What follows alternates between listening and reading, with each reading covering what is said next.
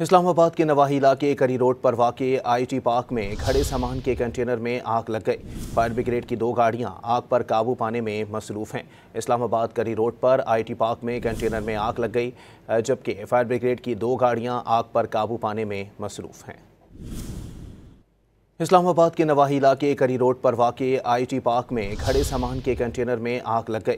Fire brigade की 2 गाड़ियां आग पर काबू पाने में मसरूफ़ हैं। इस्लामाबाद करी रोड पर आईटी पार्क में कंटेनर में आग लग गई, जबकि फायर ब्रिगेड की 2 गाड़ियां आग पर काबू पाने में मसरूफ़ हैं। इस्लामाबाद के नवाही इलाके करी रोड पर वाक़े आईटी पार्क में खड़े सामान के कंटेनर में आग लग गई। फायर ब्रिगेड की 2 गाड़ियां आग पर काबू पाने में मसरूफ़ हैं। इस्लामाबाद करी रोड पर आईटी पार्क में कंटेनर में आग लग गई, जबकि फायर ब्रिगेड की 2 गाड़ियां आग पर काबू पाने में मसरूफ़ हैं। इस्लामाबाद के नवाही इलाके करी रोड पर वाक़े आईटी पार्क में खड़े सामान के कंटेनर में आग लग गई। फायर ब्रिगेड की 2 गाड़ियां आग पर काबू पाने में मसरूफ़ हैं।